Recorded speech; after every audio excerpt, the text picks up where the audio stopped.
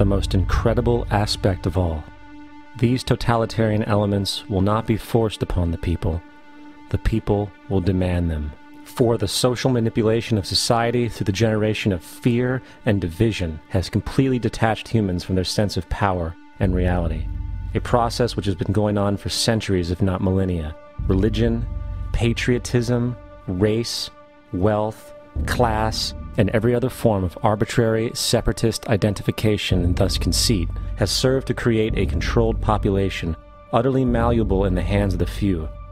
Divide and conquer is the motto, and as long as people continue to see themselves as separate from everything else, they lend themselves to being completely enslaved. The men behind the curtain know this, and they also know that if people ever realize the truth of their relationship to nature and the truth of their personal power, the entire manufactured zeitgeist they prey upon will collapse like a house of cards.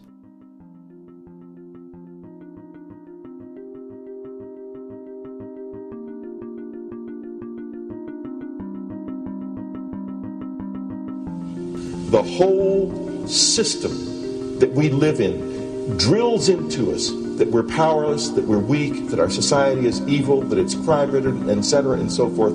It's all a big fat lie. We are powerful, beautiful, extraordinary. There is no reason why we cannot understand who we truly are, where we are going. There is no reason why the average individual cannot be fully empowered. We are incredibly powerful beings. You know, I think I spent 30 years of my life, in the first 30, trying to become something. I wanted to become good at things. I wanted to become good at tennis. I wanted to become good at school and grades and everything I kind of viewed in that perspective. I'm not okay the way I am, but if I got good at things, I realized that I had the game wrong. That the game was to find out what I already was. Find out what I already was.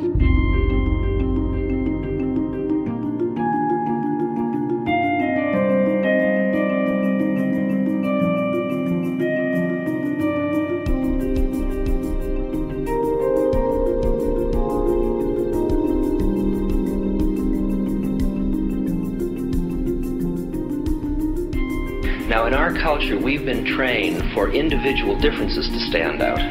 So you look at each person, immediately it is brighter, dumber, older, younger, richer, poorer, and we make all these dimensional distinctions, put them in categories and treat them that way. And we get so that we only see others as separate from ourselves in the ways in which they're separate. And one of the dramatic characteristics of experience is being with another person and suddenly seeing the ways in which they are like you, not different from you, and experiencing the fact that which is essence in you and which is essence in me is indeed one.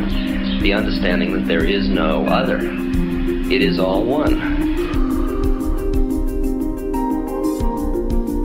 And I wasn't born Richard Albert, I was just born as a human being, and then I learned this whole business of who I am and whether I'm good or bad or achieving or not, all that's learned along the way.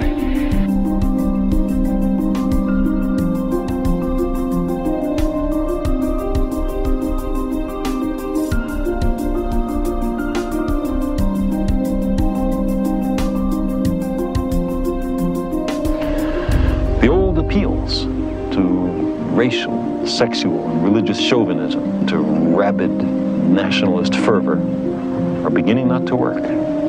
A new consciousness is developing which sees the earth as a single organism and recognizes that an organism at war with itself is doomed.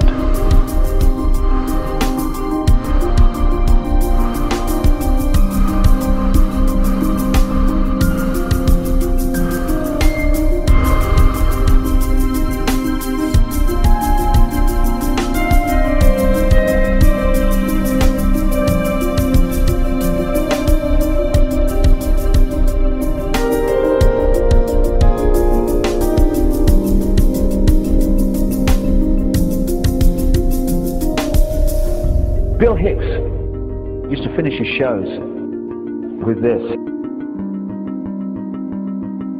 Life's like a ride in an amusement park. And when you go on it, you think it's real. Because that's how powerful our minds are. And the ride goes up and down and round and round. It has thrills and chills, and it's very brightly colored. and it's very loud, and it's fun for a while. Some have been on the ride for a long time, and they begin to question, is this real, or is this just a ride? And other people have remembered, and they come back to us and they say, hey, don't worry. Don't be afraid ever, because this is just a ride. And we kill those people. Shut him up, I've got a lot invested in this ride. Shut him up! Look at my furrows of worry. Look at my big bank account and my family. This has to be real. It's just a ride. But we'll kill those good guys who try and tell us that. You ever notice that? And let the demons run amok? But it doesn't matter, because it's just a ride, and we can change it anytime we want.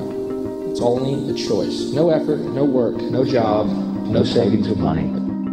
Just a choice right now between fear and love.